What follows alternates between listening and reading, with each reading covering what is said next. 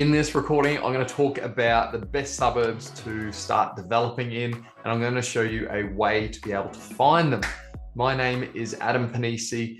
I'm going to teach you how to use a property developer's knowledge to do your own property developments or just buy into the market and get started in property. Have a look at one of the areas and pockets in Brisbane where there's development opportunities available. And this is actually the pocket that I first started developing in back in 2010 when I contracted my first property development deal. It was actually in the suburb called Morningside, right when my mouse is hovering. And at the time, I had a look at all these different suburbs within Brisbane and then figured out that there was a lot of development actually happening in Morningside. And I did the feasibility based on the project, and I found out that it had 20% margin, and that's how I ended up developing in Morningside. But what it highlights to you is once you find an area, a pocket that works for property development, then you should stick to that one area or have a couple of areas that you're working on and just stick to that niche that you already know. So one thing that I did with Morningside when I first did my development was I looked at all the other surrounding areas. So I'm in a software program called Stash Property. This is one software platform that we use to locate development deals. And one of the features of this platform is that you can look for on-market opportunities where there's some sort of highlight for development opportunity within the listing. Now, you can do this as part of realestate.com or domain and search by keywords, but this really just highlights it on a map and really just highlights where there's properties advertised that say development opportunity. Now, this is an easy way to find property. It may be that these properties aren't feasible, and you can see from the listing number of days on market, this one's got 34 days, this one's 31, this one's 462. Maybe these people want too much for these properties, but the key thing I wanted to highlight was that this pocket here, so Bulimba, Hawthorne, this is Cannon Hill, Morningside, all these pockets, they all work for development opportunities, providing that you find the right property. Obviously, that's got enough margin, but development works in these areas. If you go for a drive or I have a look on near maps, you'll be able to see a fair bit of development happening. And there's other features of this platform that highlight what development applications are in process. And you can do certain searches on the council website as well. But what I just wanted to highlight was that there's opportunities in the current market for development properties. So you can see that there's a few listed there. If I go and have a look at some other suburbs, so let's just stick in the same pocket for the moment. So you got a suburb to the south called Norman Park. And if I just hit adjust criteria, I started off at Bulimba. You can see that there's solid investment opportunity. Whether that is a development opportunity, probably not. I really just want to look for where these blue dots are coming up, because that's going to highlight where there's development opportunities. And if you're starting out from zero and you're not sure where to even get started in looking for a development opportunity, you need to just pick an area and then run some quick feasibilities based on that area. If you don't know how to do quick feasibilities, you probably need to look up some things online, go and have a look at other videos that I've done. But if you really want in-depth knowledge about how to do a feasibility properly, you will need to be part of our program. And it is a fairly intensive program. There's a lot of material in that, but really to get it right and make sure that you're making an investment that's going to pay off in the long term. You don't want to make a $500,000 or $1 million investment or more, only to find out that you won't actually make any money on it. So there is a program that we have. It does have a lot of our intellectual property in that program. So go and check that out if you do want to know how to do a full feasibility in detail.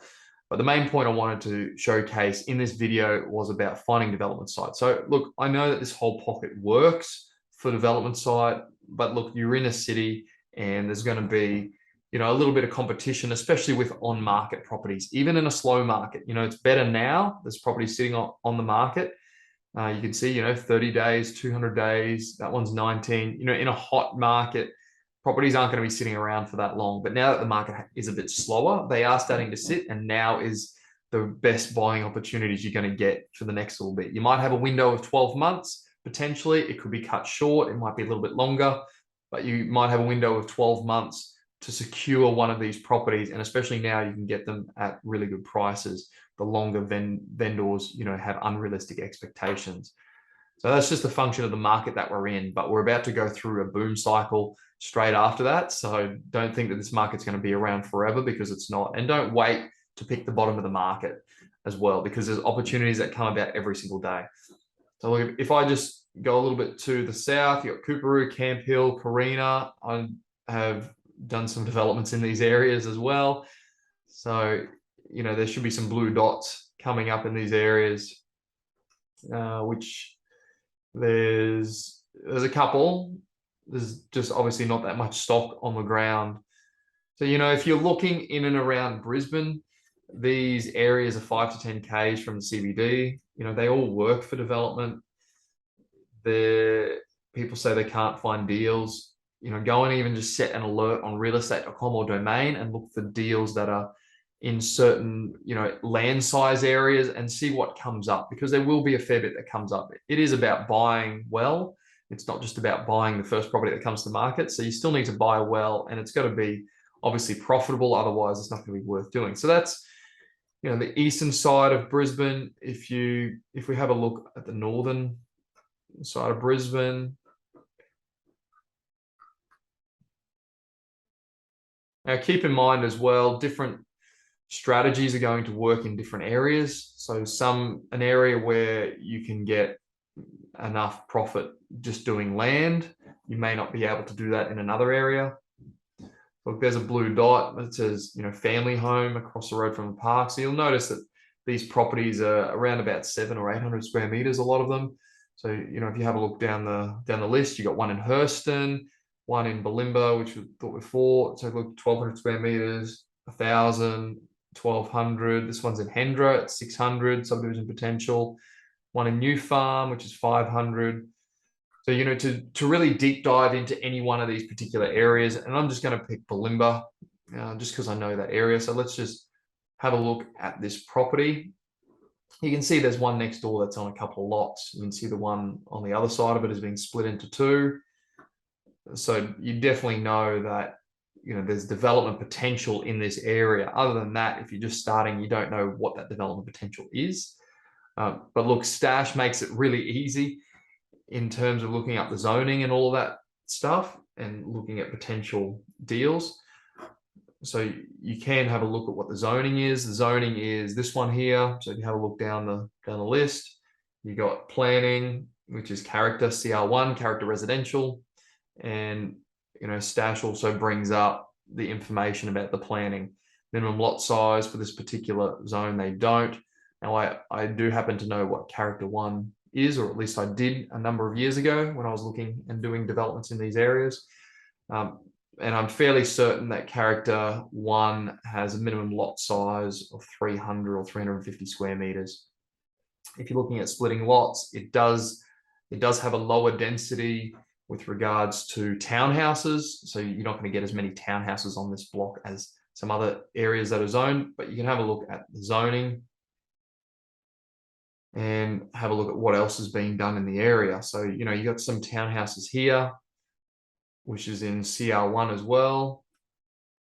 So this is a zoning map for those that aren't familiar with it. Now, you can bring this up on your local council website, but this platform is integrated with the local council platform. So it brings across all the data and it shows it to you on the one platform. You don't have to go to different areas to search for it. So another really cool feature with Stash, which saves you a whole lot of time, and it's all in the one platform, is that you can have a look at the development applications within a 2K radius, and you can even have a look at development projects. Found 38 projects within 2K radius. So that's another really good feature and easy feature to be able to look up other people's developments. And so the other way you can do it is you jump on realestate.com and I pick Bulimba. So I'll just jump into